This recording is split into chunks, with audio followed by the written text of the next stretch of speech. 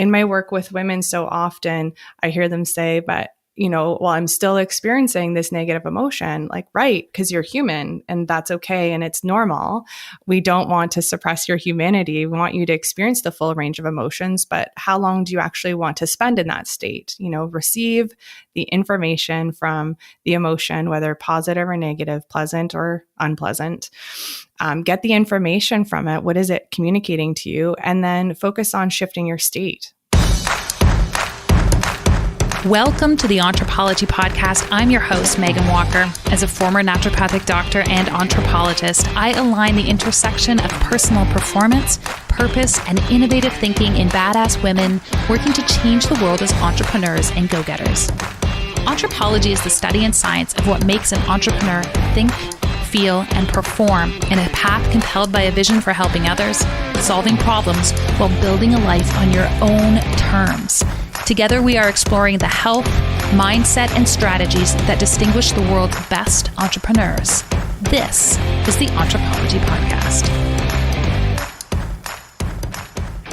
Welcome to episode 210 of the Anthropology Podcast. I am Megan Walker. Thank you so much for joining us today. Well, we've talked about this at length. We all know 2020 was a doozy. And the silver lining to it is that it really was this incredible opportunity for all of us to build resilience psychologically, resilience physiologically. And we've heard a lot of people talk about this idea.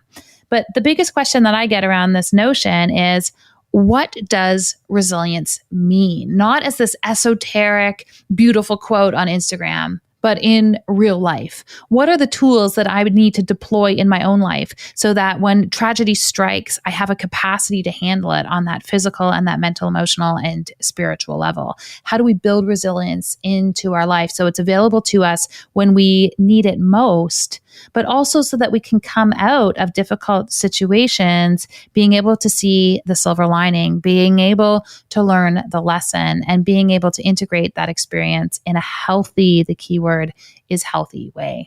Joining me for this conversation is Dr. Tara Guzzo. Dr. Guzzo is a naturopathic doctor. She is a friend and she is an expert, although we're not allowed to call ourselves that. She is anyways, on the idea of resilience. How do we build it physiologically? How do we build it on a mental, emotional level? Dr. Tara is going to share with us a really compelling story of her own need to overcome and integrate resilience. And she's going to share how she used that as a starting point to build out an incredible approach to resilience in her own practice. We get into biohacking, we get into mindset, we get into all sorts of incredible things. And I'm not going to make you wait any longer. It's my pleasure to introduce you to Dr. Tara Guzzo. Tara Guzzo, welcome to the Anthropology Podcast. Thank you, Megan. I appreciate you having me here today. I'm really looking forward to this conversation where we're delving all into the topic of resilience, which is just so timely as we move out of 2020. Dr. Tara, can you just give us a background as to why this is an area you are so passionate about talking to your audience with? And then also a little bit of a backstory on you in terms of how you got to this place in your career. Okay, awesome. So I'll start first with the backstory. I've always wanted to become a doctor since I was a child, and then I had a health crisis. It was in my late teens, early 20s, and I had some snowballing health symptoms. I went from doctor to doctor to specialist, and I had really great support, really great help. However, I just accumulated a laundry list of diagnoses. I went through using pharmaceuticals and undergoing surgery, and nothing fully resolved the symptoms that I was dealing with. So I was lacking clarity and direction, and I didn't know what to do. So at a time where I was having a health crisis, I was also starting to have a career crisis. I was just questioning my decision of wanting to be a doctor. And then I found naturopathic medicine, and it was at a career fair in university. And as soon as I read the principles, I just knew like this is something I had to do. It made sense to me. So I went to see a naturopathic doctor myself. And much like your story, Megan, that you shared, she was asking me really intelligent questions and starting to connect things that no one else had. She wanted to hear about everything I was experiencing, not just one concern at a time. And she was also interested in the context of my life and the stress that I was experiencing. So I started to make new associations, and I didn't realize at the time until she had pointed it out how my thoughts and feelings were impacting my body and the symptoms that I was experiencing. So it was a major breakthrough for me in my health and in my decision to pursue naturopathic medicine. So fast forward 10 years in my career. And on July 31st of 2019, I went to bed like any other night. And I was woken up at 3:17 a.m. by loud knocking at the front door. And it wasn't just any kind of loud knocking. It was frantic knocking with doorbell ringing in between. And I woke up terrified. So I asked my husband to go check who was here. And he came back and told me there's a police car in our driveway. So instantly my heart sank to my feet, and we went to the door, and there were two solemn police officers standing there. And they informed us that the building where my practice was located was currently burning to the ground. Thankfully, no one was injured, but it was definitely in shock at the time. And we rushed over to the scene, and it was devastating, to see the flames being put out. But I also felt a wave of gratitude for the first responders that were there. They were so supportive and understanding and helpful.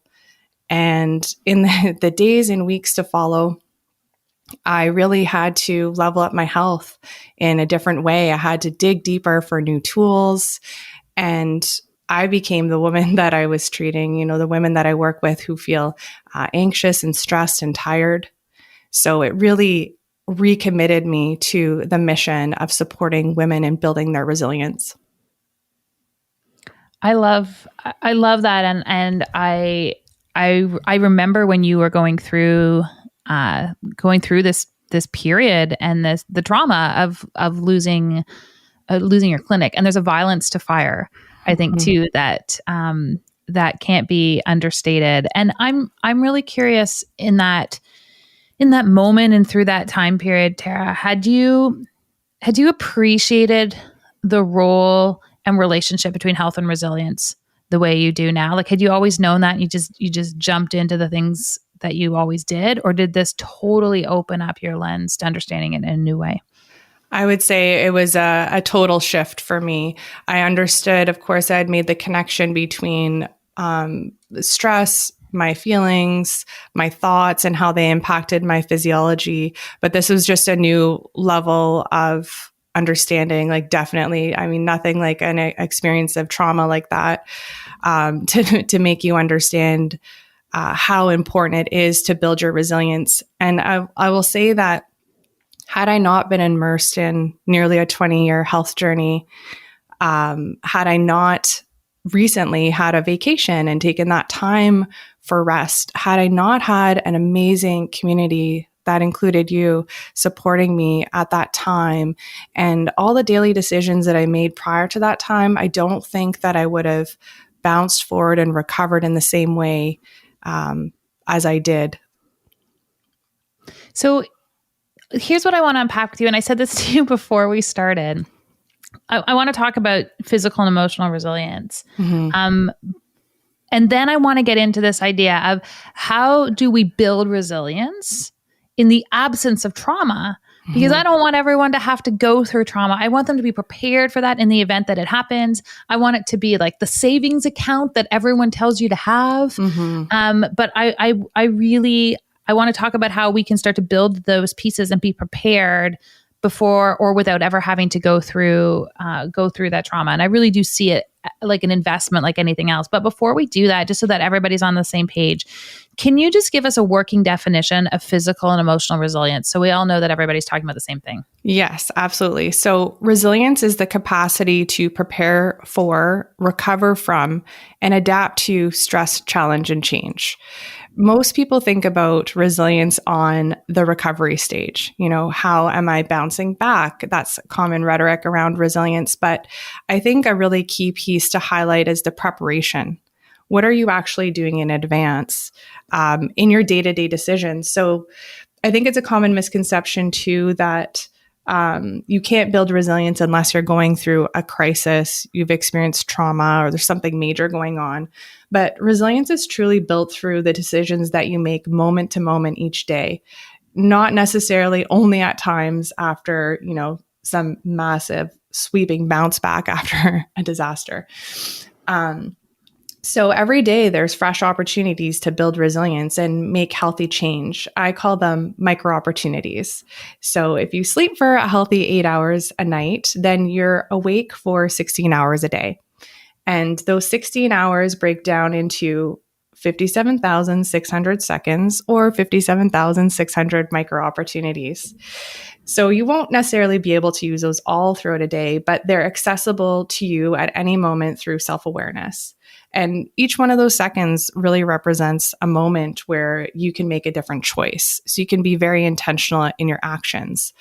I also think a really great strategy is to mine gold from past stressful or difficult experiences. So you can go back and look at, how did you respond at the time? What would you have done differently? Where were the opportunities that maybe you didn't see at the time, but now you can see them in retrospect? So I think that's a really great way to start to build resilience through just difficulties that you've already experienced without having to go through something new that is difficult. But you can really draw some gold from there and use that to fuel your resilience building. Yeah, I think that's such a good point because I do feel, I know our brain defaults to finding problems and seeing challenges. And I know it's been a pivotal, it's not even a word.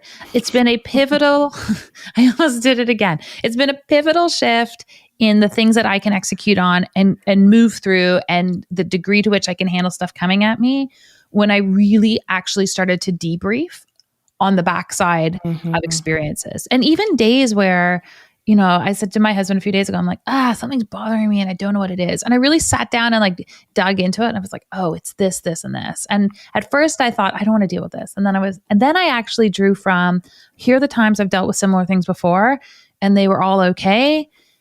And that whole sense of disease started to move away. But that takes work. That's like going to the brain gym as opposed to the default, which is, here are all the problems. I don't have the energy to manage them. And I guess one of my questions for you is, how do we inspire people to start to want to do the brain work, to go to the brain gym? What is the reward? Because I think the reason that trauma is the reason that this gets triggered for so many people is that it's kind of like, I didn't take care of my health till I had the heart attack, and I didn't mind the resilience piece until I went through the trauma. Can we just talk a little bit about the rewards of doing these types of pieces beyond just resilience? Because I really want to sell people on this idea of doing the self-work. Yes, I think that's a great question. And I just want to echo, it's not natural for our brain to be looking for the positive or the opportunity in things. We very much are scanning for threats in our environment. So it's more natural for our brain to pick up on the negativity. So it's very much about training. I think some instant rewards are how you actually feel. How do you feel and how do you want to feel day to day? I think that is a really key piece, because when we feel all those happy neurotransmitters going through our bodies, we just feel good. I think it's important to you to look to inspiration of other people that you admire. They've been through things, and to look to them. Like if there's something that you want to accomplish that is similar, then to look to them for inspiration. I think that is a really critical piece. And then achieving your goals. I think building resilience is really critical on your path there. Are you actually going to see that through? So I think those are some important points to consider. So, and I know a huge amount of your work is working with women around building resilience. Mm-hmm. So before we delve into that, because I want to, are men more resilient than women? I'm not sure if that's true. I don't actually know the answer to that question. As I insert a sweeping generalization around gender identity and resilience. But I find it fascinating because I do feel as though we move through trauma differently. But I also feel like men, again, inserting generalizations, are more inclined to engage in a bravado type, fake it till you make it, bounce back. And perhaps are more inclined to suppress the feeling side of the resilience. And so I could be completely off base here, but I suspect how we have been conditioned societally to move through different experiences is also part of the story. Why are you so passionate about exploring this in women in particular? Well, I think very much like if we look at like I can, as a woman myself who's experienced the challenges, I think I can relate really well to women. And I agree. I think there's something about our conditioning in society. And I'd love to like check that against the research and the data, but real facts. Yeah. Not Megan's opinion. No, but I think it's a great observation that you're making. I think that we're raised differently as women to approach stress and how to bear it, etc. And there's so many different things, right? Like being overly positive when maybe that's not necessarily something that is called for in the situation. I think it's important to experience a whole range of emotions to really accept that. In my work with women, so often I hear them say, but well, I'm still experiencing this negative emotion. Like, right, because you're human and that's okay and it's normal. We don't want to suppress your humanity. We want you to experience the full range of emotions, but how long do you actually want to spend in that state? Receive the information from the emotion, whether positive or negative, pleasant or unpleasant. Get the information from it. What is it communicating to you? And then focus on shifting your state. So what are some of the practical ways that we can help people do that? Because I can hear people sitting here going, I want that, but I can't stop feeling angry, or I can't stop feeling this emotion or feeling victimized by this situation. Like, how do we get people out of the loop of feelings so that it becomes an experience that's integrated, which I feel like is a huge part of the resilience part, as opposed to just being on the surface? Yeah, absolutely. So I can talk about a few different strategies that we can actually use in the moment. So if we're feeling neutral, for example, if we're feeling neutral, I think it's great to focus on ways of cultivating pleasant or positive emotions more frequently. So I noticed right away after the fire that every time I went to leave the house to go to the office, I would feel rushed, distressed, and I was testing out a new HRV monitor. We could talk about this after if you want. At the time, and it was signaling to me that I was going into a state of my HRV was dropping. So I tuned into that and I decided to, I don't want to leave feeling rushed and stressed. Like, how can I change this? So I decided to start to cultivate a really high vibe emotion, which is awe. And awe is shown in the research to make you happier, healthier, more humble, more connected to the people around you. And that's what I wanted. I just wanted to be in a good state when I was leaving the house. So I instituted a regular daily practice that helped me to cultivate that positive emotion. But you can also do this, like I said, in micro opportunities. So a moment when you're washing your hands, like how can you bring to your experience a feeling of gratitude or peace?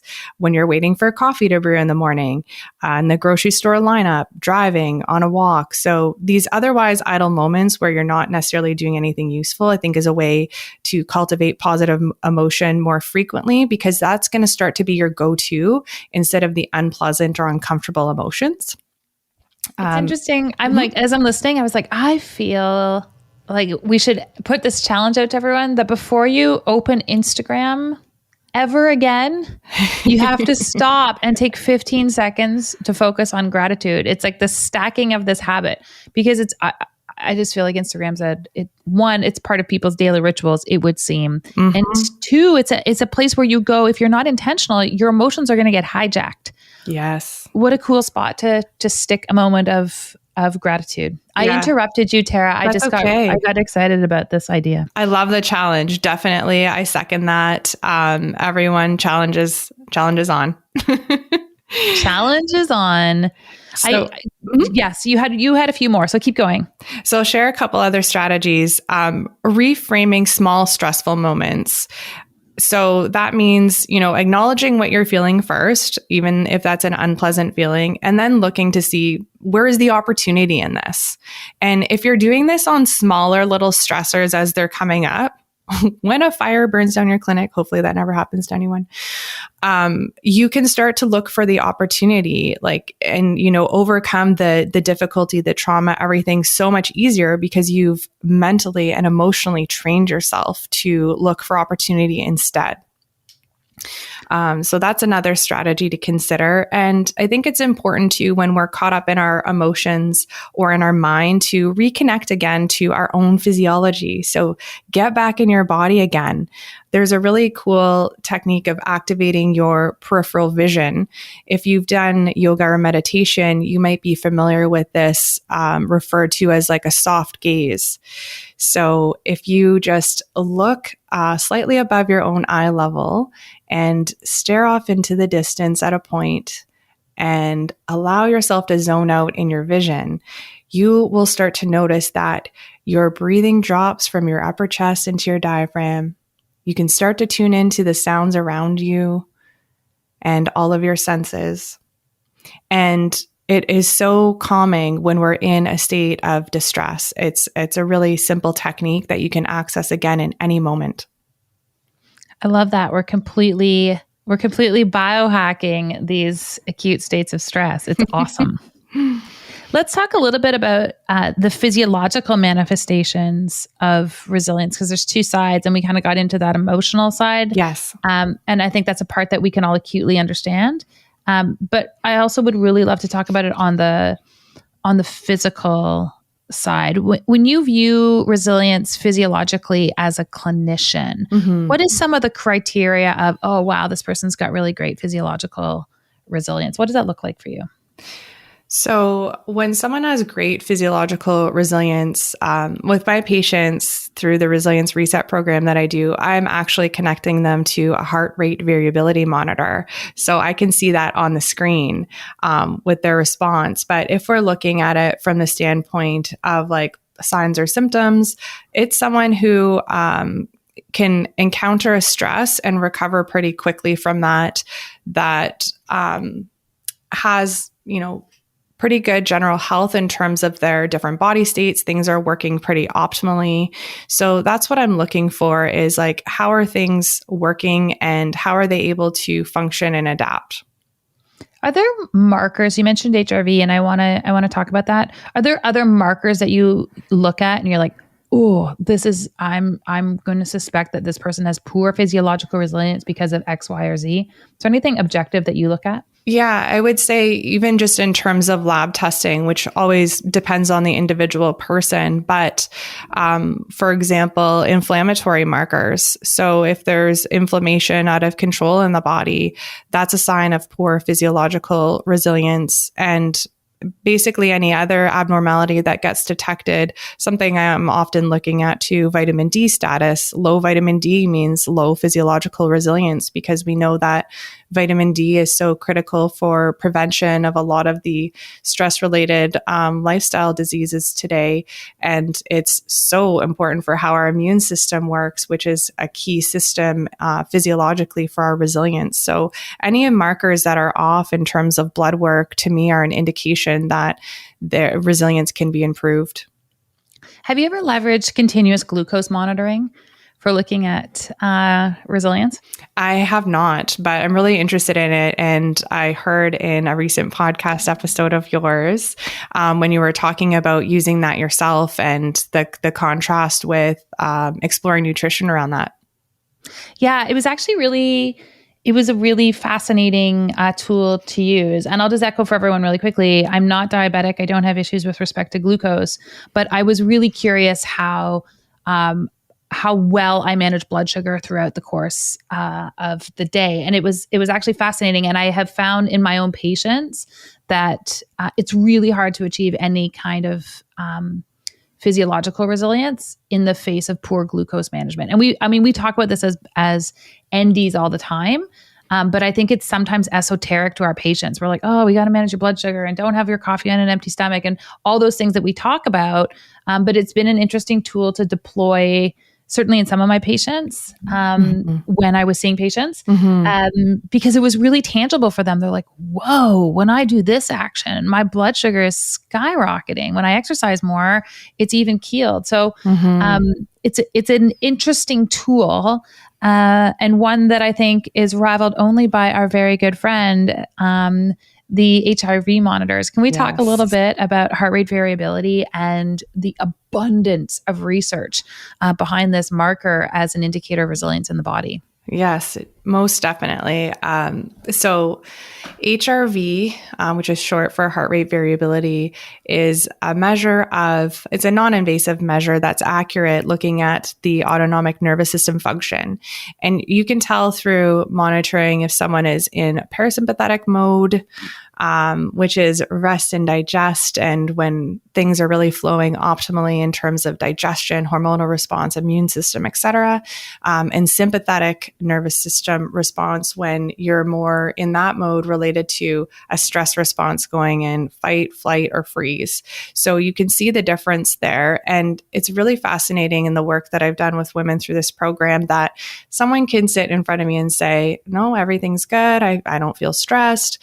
Connect to a monitor and do a quiet baseline measure where we're not even talking. There's, peaceful music in the background. Everything is zen. And then on the monitor, you can see it looks as if they're being chased by a grizzly bear. So, you might not feel stressed mentally in your mind, but your body's telling a different story. And it's part of a larger pattern to really unpack. Do you have a favorite continuous HRV monitor, or is that something you even use in your practice?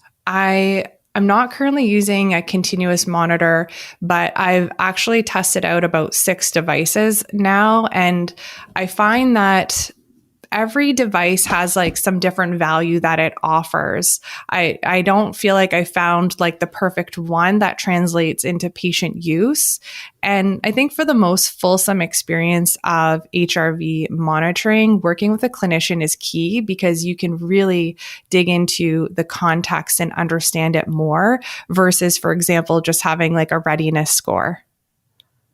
Yeah, I totally agree with you on that piece. And there's such interesting things that we can start to deploy as clinicians. And this is, I can't underscore enough for people who are listening that you've heard about heart rate variability on this podcast before, because it is such a well-researched marker around this idea of physiological resilience. It's also a score, while we know a ton about it, there's a ton that we don't understand and know. And I'm curious, Tara, in the work that you have done, what sorts of things have you seen people start to implement that are highly effective at bringing up their HRV score? So I know that there's people who are listening who are like, listen, I monitor HRV on my Apple Watch, or I monitor HRV on my Oura Ring, and I go through trends where it's low, or I go through trends where it's high. Can we start to pull back the veil on some of the things that are really helpful at bringing that score higher? Yes. I think in the moment, the most rapid way to change your HRV score is through cultivating positive emotion. So in the moment, that's what I've seen work most consistently, the quickest.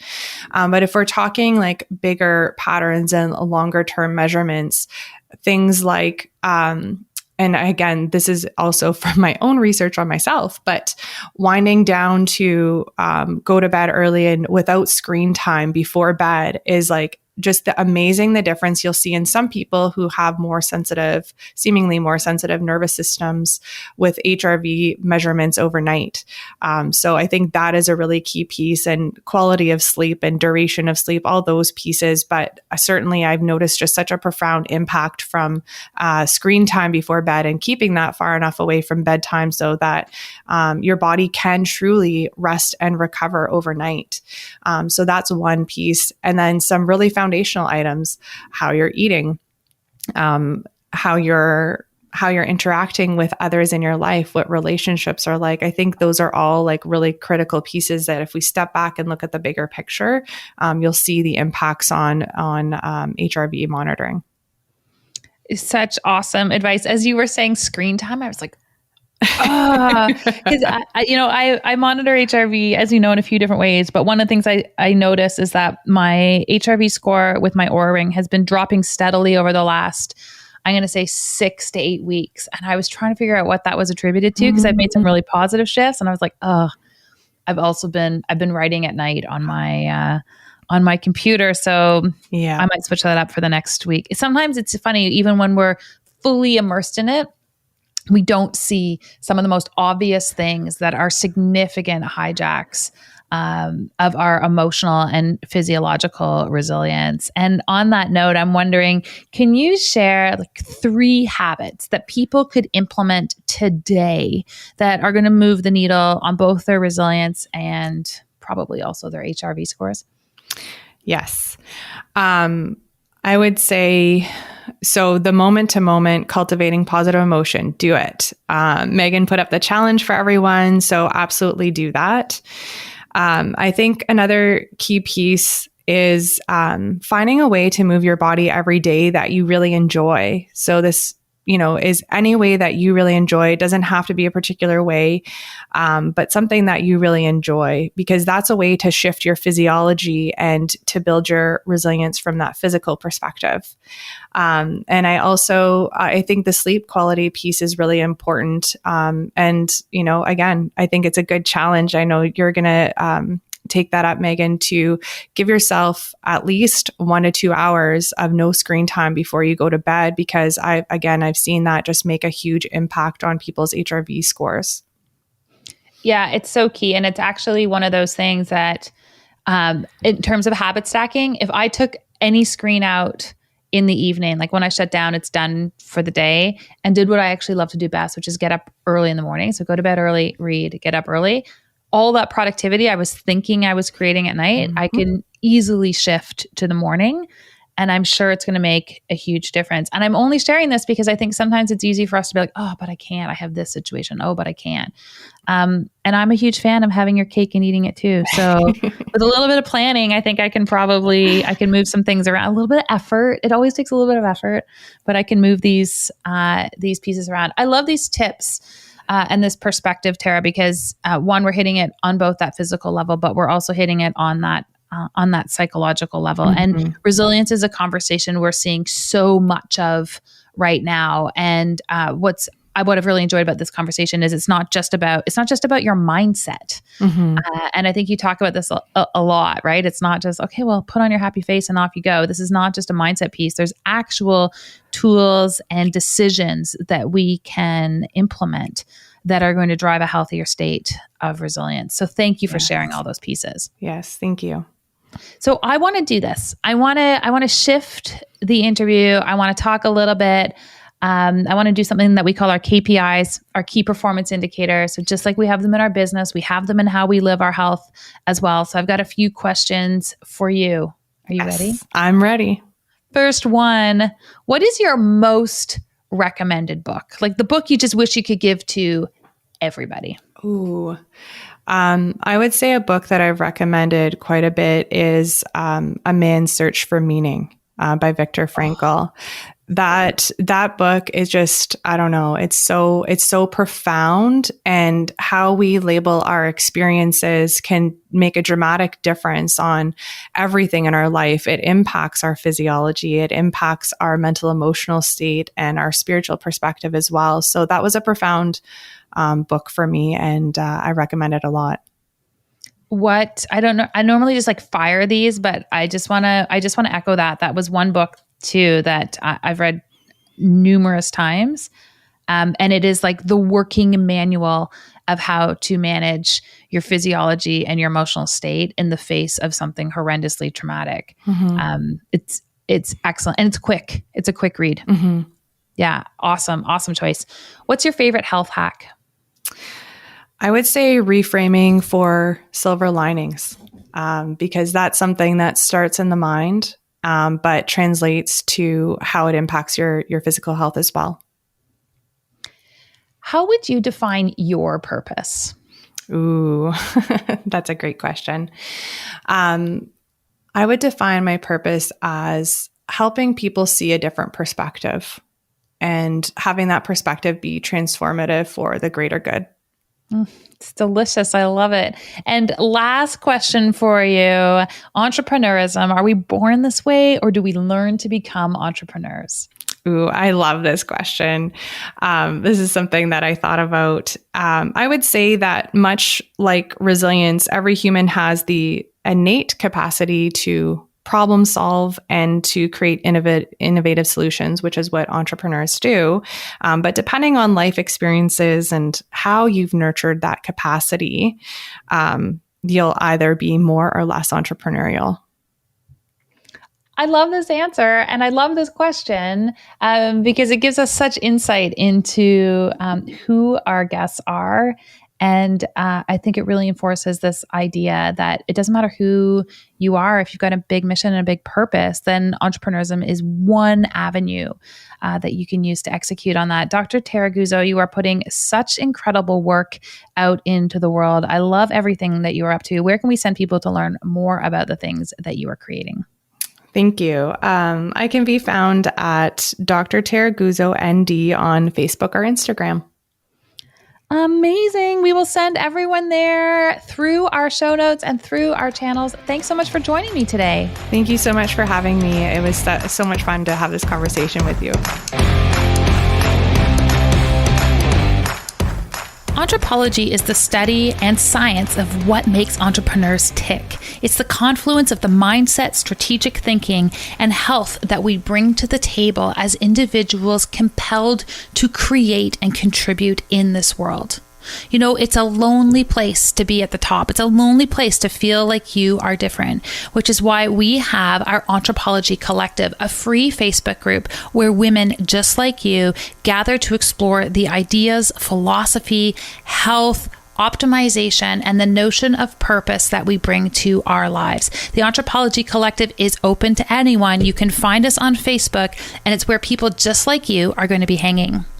Until next week, live life on, in, and with purpose. I'm your host, Dr. Megan Walker, and I will talk to you soon.